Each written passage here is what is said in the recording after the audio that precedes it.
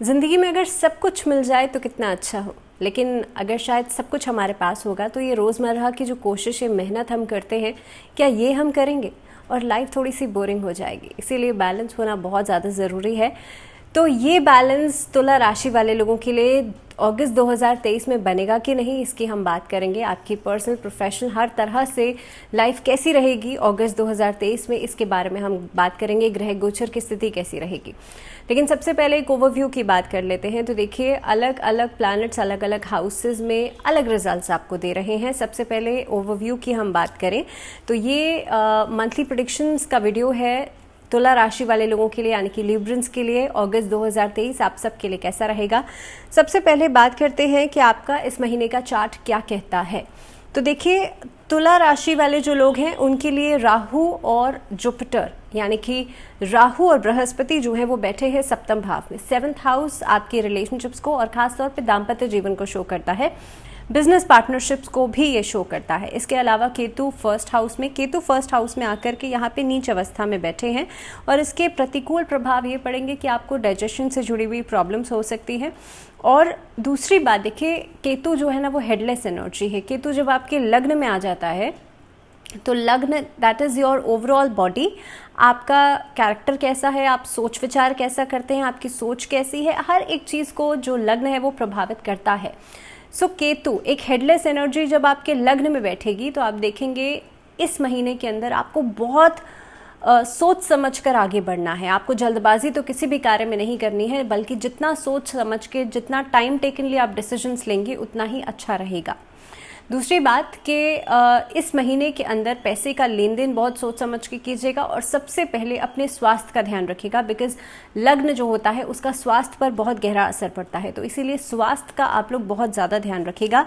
दूसरी बात यह है कि शनि जो है आपके लिए बैठे हैं पंचम भाव में, जो कि अकेडमिक्स में आपकी तरक्की दिला सकते हैं। एकेडमिक्स में आप हार्ड वर्क करेंगे, शिक्षा के क्षेत्र में कोई खासी उपलब्धि आप हासिल कर सकते हैं। इस महीने के अंदर जो स्टूडेंट्स हैं वो बहुत ज़्यादा हार्ड वर्किंग हो जाएंगे और डेडिकेटेड हो जाएंगे अपनी पढ़ाई लिखाई के लिए।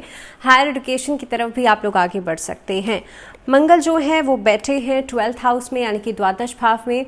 अननेसेसरी खर्चे करवा सकते हैं, ट्रैवल करवा सकते हैं। और साथ ही में जो लोग खास तौर पर ऐसी फील्ड से जुड़े हुए हैं, आर्मी, डिफेंस या फिर नेवी, इस तरह की फील्ड्स में कहीं ना कहीं पे आप देखेंगे कि कुछ आपकी गलतियां या कुछ आपकी लापरवाहियों की वजह से आपको आपके सीनियर्स के साथ रिश्तों में खटास आ सकती है। तो इस तरह की चीज़ों में आप बिल्कुल एहतियात बरतिएगा। इसके अलावा जो बुध हैं, यानी कि नवम भाव के स्वामी बुध बैठे हैं एकादश भाव में, जिसके परिणाम आपको बहुत अच्छे मिलेंगे। इसके अलावा शुक्र जो है इस महीने के अंदर दशम भाव में बैठे हैं, और दशम भाव क्योंकि आपका कार्यस्थल का भाव होता है, आपका कर्म स्थान होता है, तो इस अवधि में आप देखेंगे ग्लैमर इंडस्ट्री में आप नाम कमा सकते हैं। आपका परफॉर्मेंस बहुत अच्छा रहेगा, ओवरऑल आउटपुट बहुत अच्छा रहेगा, नए नए असाइनमेंट्स आपको मिल सकते हैं। बहरहाल थोड़ा सा और डिटेल में डिस्कस करेंगे, लेकिन इससे पहले शुक्र की मैं बात करूं तो देखिए, शुक्र जो है वो वक्री अवस्था में दशम भाव में है और इस महीने के अंदर 8 अगस्त को अस्त हो जाएंगे और उदय होंगे फिर से वापस 18 अगस्त को। अब इसका क्या परिणाम मिलेगा हम थोड़ा सा डिटेल में डिस्कस करेंगे।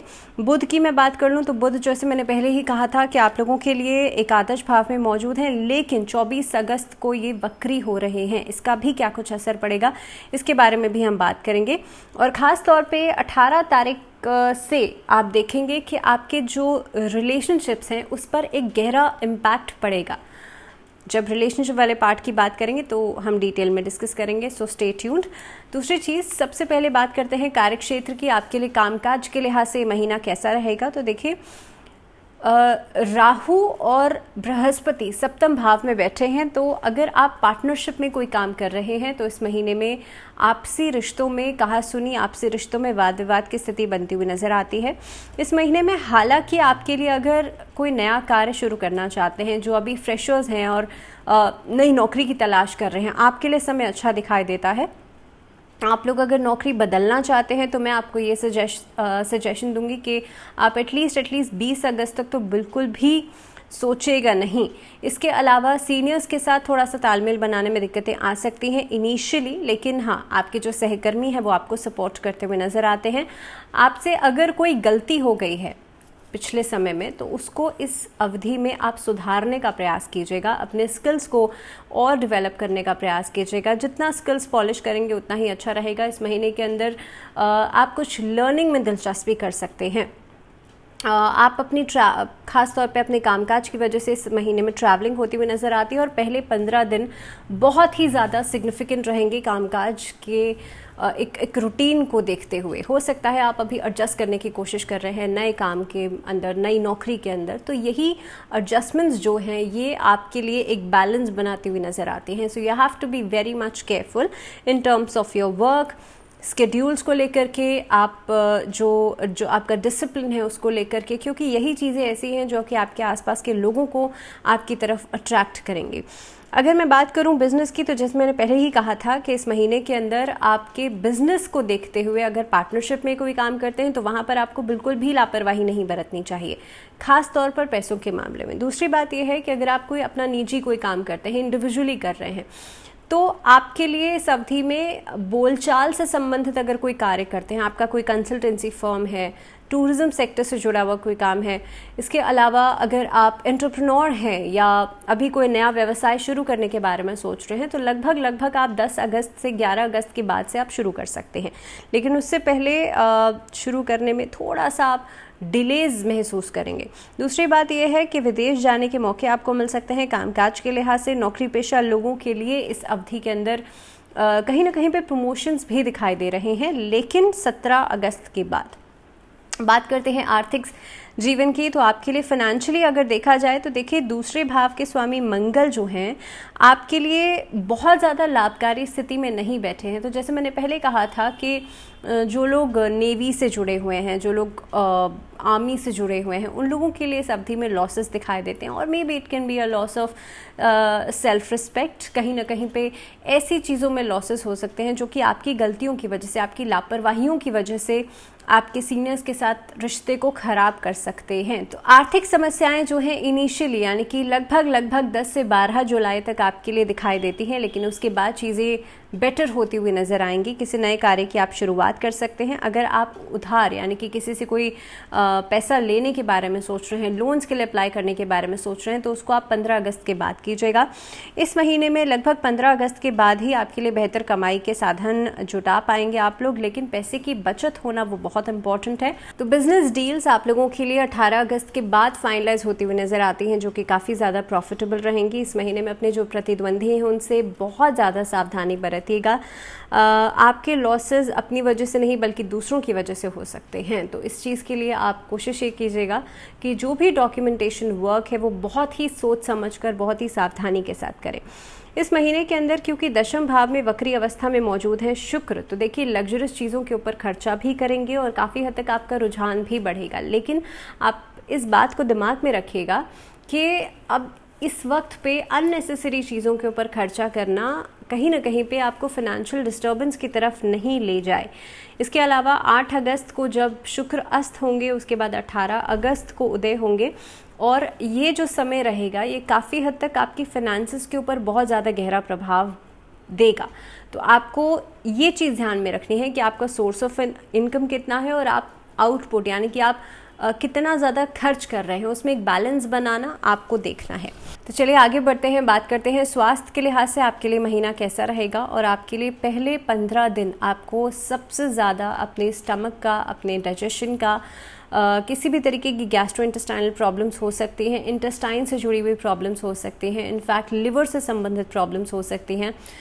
जिन लोगों के पैनक्रियाज में प्रॉब्लम है या जिन लोगों को डायबिटीज़ है, आप लोगों को अपना बहुत ज़्यादा ध्यान रखना चाहिए। अगर आप कोई भी मेडिसिन ले रहे हैं उसे घर के नॉर्थ ईस्ट डायरेक्शन में रखें।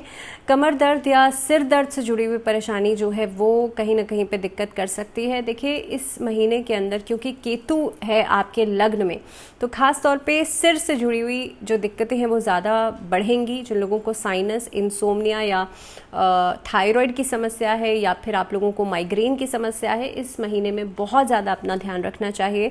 अगर आप ड्राइविंग कर रहे हैं, इनफैक्ट अगर 2 व्हीलर ड्राइव कर रहे हैं, तो बिना हेलमेट के तो बिल्कुल भी नहीं चलाइएगा। All of a sudden accidents होने के चांसेस बन सकते हैं। दूसरी बात यह है कि इस महीने में क्योंकि जहाँ तक स्वास्थ्य की मैं बात करूँ तो आपके लिए लगभग 18 अगस्त के बाद का समय धीरे धीरे करके बेहतर होता हुआ नज़र आता है, लेकिन उससे पहले सीजनल चेंजेस की वजह से सर्दी जुकाम जैसी समस्याएं भी आपको परेशान कर सकती हैं। तो उसके लिहाज से भी आपको खुद को बचाना है, अपनी इम्यूनिटी को स्ट्रॉन्ग करना है। जितना ज़्यादा इस महीने में अपनी प्रतिरोधक क्षमता को बढ़ाएंगे उतना ही आपके लिए बेहतर रहेगा। दूसरी बात, मंगल की जहाँ तक मैं बात करूँ तो मंगल 12वें भाव में आँखों में एलर्जीज़ का कारण बन सकते हैं। तो देखिए बहुत सारी चीज़ें हैं, तुला राशि वाले लोगों को बहुत सारी प्रॉब्लम से सावधान रहना है और कहीं ना कहीं पे इस महीने में स्वास्थ्य का सबसे ज़्यादा ध्यान रखना है आप लोगों को। बात करते हैं पारिवारिक जीवन की, तो पारिवारिक जीवन के लिहाज से इस महीने के अंदर वाद विवाद बढ़ने की आशंका बनती है। मंगल 12वें भाव में है, शुक्र वक्री अवस्था में रहेंगे और ये समय ऐसा हो सकता है कि आपकी खुशियों को लेकर के कहीं ना कहीं पे एक तरीके की डाउट वाली सिचुएशन पैदा होगी। इस महीने में आपसी रिश्तों के अंदर मिसअंडरस्टैंडिंग ज़्यादा बढ़ सकती है। 15 तारीख के आसपास आपके लिए मंगल के प्रभाव से आप देखेंगे खास तौर पे घर में कलह कलेश, आपसी रिश्तों में तनातनी या फिर किसी भी एक बात को लेकर के आर्गुमेंट्स बढ़ सकते हैं। कोर्ट कचहरी का अगर मामला चल रहा है वहाँ पर भी विवाद होने की आशंका बनती है, लेकिन ये सब चीज़ें शांत होंगी लगभग 18 अगस्त के बाद। दूसरी बात यह है कि आपको एक छोटा सा उपाय करना है इस महीने के अंदर। जितना ज़्यादा आप हनुमान जी की पूजा करेंगे और कोशिश कीजिएगा पंचमुखी हनुमान जी की पूजा करें। उनको घर के नॉर्थ ईस्ट डायरेक्शन में रखिएगा, लेकिन साउथ फेसिंग रखिएगा और उनकी उपासना आप मंगलवार और शनिवार 2 दिन ज़रूर कीजिएगा। हो सके तो सुंदरकांड का पाठ भी कीजिएगा। इस महीने के अंदर पारिवारिक समस्याएं या रिलेशनशिप से जुड़ी हुई जो भी समस्याएं हैं या खास तौर पे सेहत से जुड़ी हुई जो समस्याएं हैं वो सभी खत्म होंगी। बात करते हैं एजुकेशन की, शिक्षा के क्षेत्र की, तो स्टूडेंट्स के लिए देखिए नए मौके मिल सकते हैं आपको। हालांकि इस महीने के अंदर आपका कैलिबर जो है, आपकी जो स्ट्रेंथ है वो बढ़ती हुई नज़र आती है। अलग अलग कोर्सेज़ में आपकी दिलचस्पी बढ़ सकती है, एक से ज़्यादा चीज़ों को लर्न करने में आपकी दिलचस्पी बढ़ सकती है, अलग लैंग्वेजेस को सीखने में दिलचस्पी बढ़ सकती है। इस महीने में आर्ट से, कला से जुड़े हुए जो स्टूडेंट्स हैं उन लोगों के लिए भी समय बहुत ही बेहतरीन नज़र आ रहा है। साथ ही में म्यूज़िक इंडस्ट्री में आप अच्छा नाम कमा सकते हैं। लेकिन एकेडमिक्स की मैं बात करूँ तो रिसर्च वर्क से जुड़े हुए लोगों को इस महीने में थोड़ी सी ज़्यादा मेहनत करनी पड़ेगी। बहुत ज़्यादा एंग्शियस होकर के कार्य करना अवॉइड कीजिएगा, बिकॉज उससे अल्टीमेटली आपका जो हेडेक है, जो स्ट्रेस है वो बढ़ता हुआ नज़र आता है। उपाय क्या करेंगे आप लोगों के लिए? सबसे ज़्यादा ज़रूरी है बुधवार के दिन गणेश भगवान की पूजा करना और वाणी में मिठास रखना, ये बहुत इंपॉर्टेंट है। गणेश जी को सुपारी अर्पित कीजिएगा और इलायची अर्पित कीजिएगा। इसके अलावा आप लोग डेली हो सके तो सफ़ेद चंदन का तिलक अपने माथे पर ज़रूर लगाइएगा और नमः शिवाय का जाप कीजिएगा।